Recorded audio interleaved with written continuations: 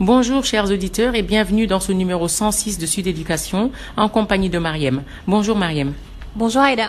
Mariem, aujourd'hui on va continuer notre émission de la semaine dernière sur le budget alloué à l'éducation des enfants et on s'est quitté vendredi sur les astuces que tu nous donnais par rapport justement à la budgétisation lorsqu'on n'a pas vraiment beaucoup de moyens. Donc je vais te laisser continuer à nous donner des astuces.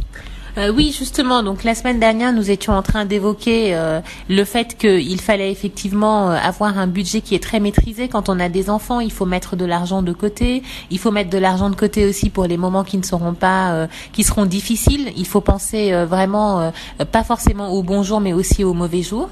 Et puis c'est très important également de ne pas non plus se mettre une énorme pression, parce que quand on n'a pas de quoi acheter un ordinateur à son enfant, quand on n'a pas de quoi acheter des jouets très sophistiqués, et quand on n'a pas de quoi l'inviter dans des restaurants très chics ou l'emmener en vacances dans des endroits merveilleux, on peut très bien donner de son temps. Parce que souvent, je l'ai dit dans d'autres émissions, que les enfants, dans les moments que l'on passe avec eux, ce n'est pas le décor qui les intéresse vraiment. Je veux dire, parfois les parents ont l'impression qu'il faut les amener dans un très grand hôtel, voilà, avec une piscine extraordinaire pour que les enfants s'amusent.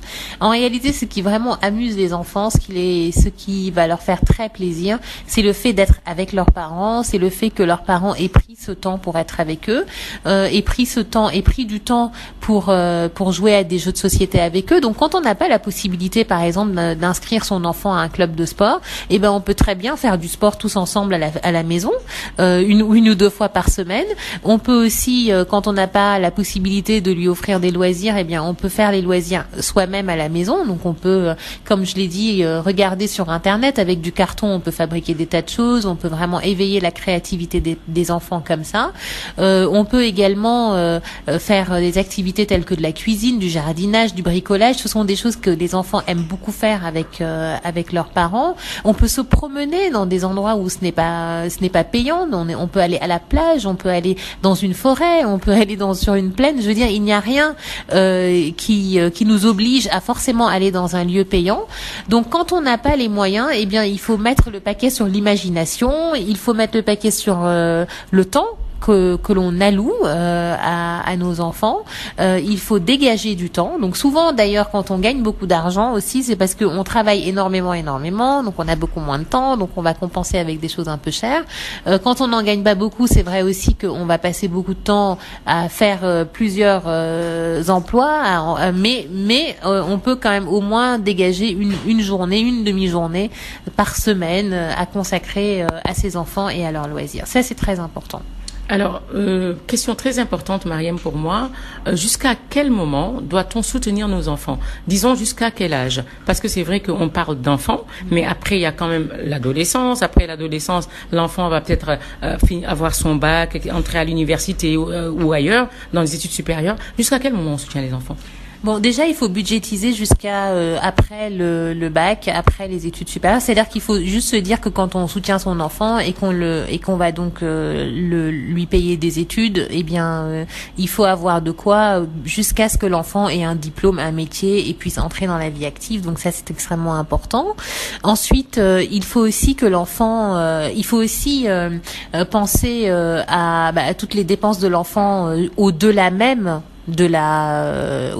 évidemment du bac, parce que souvent les parents ont l'impression que quand un enfant a eu son bac, c'est bon, c'est acté, on est un petit peu soulagé, mais en fait là commencent les réelles dépenses qui peuvent être très chères. Et puis aussi parfois un enfant peut avoir jusqu'à son bac, et puis aussi c'est réussir ses études supérieures, avoir son diplôme et avoir encore besoin de ses parents parce que peut-être il veut se lancer dans une entreprise et en fait donc il a besoin d'investissement. Et donc ses parents, s'ils en ont la possibilité, les moyens, vont l'aider, mais ils vont aussi pouvoir l'aider autrement. Ils vont peut-être l'aider aussi en l'hébergeant, parce que tout simplement il n'aura pas à payer de loyer, donc en vivant avec et en lui donnant à manger. Donc ils vont continuer à le soutenir même de manière logistique jusqu'à ce que l'enfant puisse réellement voler de ses propres ailes. Donc ce soutien ne va pas s'arrêter. En tout cas, donc un enfant reste toujours l'enfant de ses parents. Hein. Donc on est toujours responsable de son enfant. Donc le soutien ne s'arrête pas forcément parce que l'enfant a 20 ans, 21 ans, 35 ans.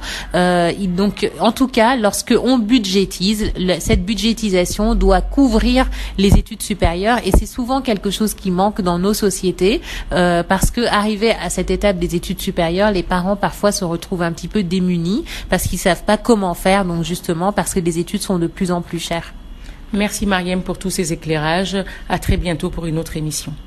Merci Aïda et n'oubliez pas d'aller réagir à cette émission et à d'autres sur notre page Facebook Sud Éducation. Merci. mbokk yi déglu dal leen ak jàmm ci suñu numéro 106 Sud Éducation ni ñu koy defee saa su nekk mag Marième ñoo bokk plateau bi Marième asalaamaaleykum.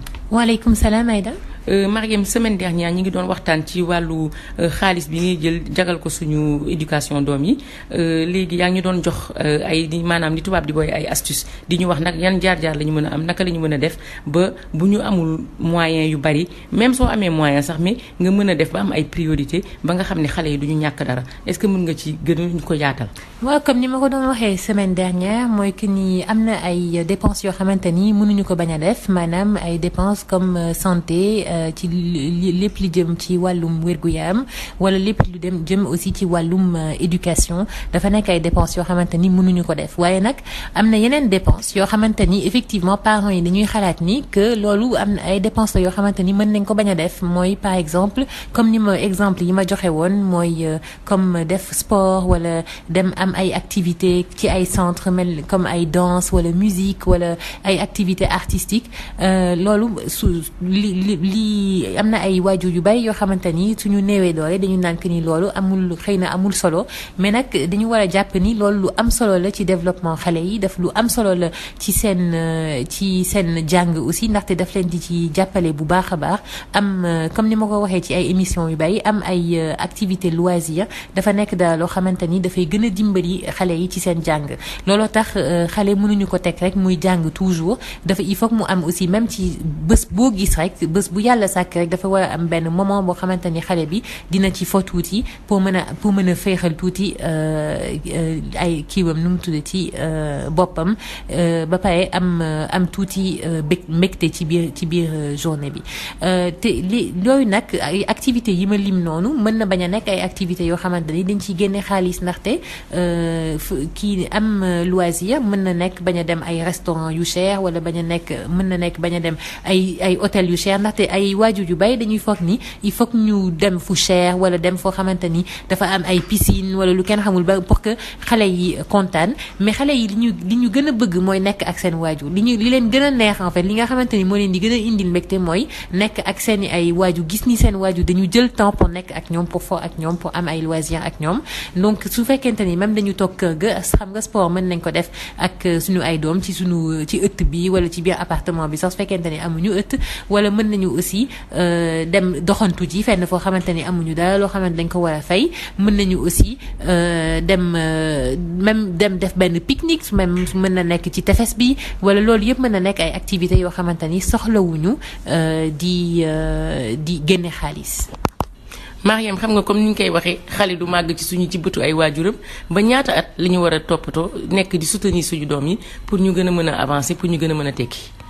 Aïda sama tontu xëy na dina la xaw a jaaxal mais amul limite. parce que amul at boo xamante ni dañu naan léegi dañuy bàyyi suñu doom surtout que fii Sénégal ay famille yu bari dañuy jàpp ni que seen doom su demee ba am bac xëy na léegi mën na dem laajte ji ay bourse wala mën na dem débrouiller wu ci ay institut wala génn dem bitim réew et que après ñoom daal en tout cas pare nañ ci mais nag su xale su demee ba am bac justement ci la yëpp di commencer ndaxte ay études supérieures ñëpp xam nañ ko léegi dafa cher ndaxte faculté yi mënatuñu accueillir étudiants yëpp ba nga xamante ni étudiants yi léegi dañuy dem ci ay école privée et loolu yëpp dafa nekk daal loo ay dépenses yu diis ci waajur yi moo tax su xale yi nekkee xale sax ci la ñu war a commencer di économiser ay koppar pour mën a fay études supérieures yi su seen doom amee bac et aussi sax même su seen doom demee ba am diplôme ba nga xamante ni léegi mën na commencer ut liggéey dinañu continuer di jàppale seeni ay doom ndaxte il faut que même suñuy ut liggéey il faut que ñu dëkk fenn il faut que ñu lekk il faut que ñu lekk ba suur et cetera mais aussi suñu décider sanc seen entreprise u bopp aussi xëy na dinañu soxla tuuti xaalis pour mën a commencer pour mën a am tuuti capital te loolu yëpp waajur yi war nañu aussi mën a jàpp ni ñoom ñoo war a jàppale seeni ay doom waruñu ko uti feneen. soo ko gisee sax ci ñu ko jàppee ci suñu mbokku asiatique yi ak mbokku libanais yi sax dañ koy def dañuy jàppalante bu dina dépasser souvent cadre waajur yi dem ci cadre famille plus élargie bi cousin yeeg yooyu jàpp ci pour rek am ñu réussir ci famille bi en tout cas jërëjëf Marième ci éclairage yi li may jàpp daal mooy nañ takku ndax du jeex jërë leen jëf. Merci Aïda, à bientôt.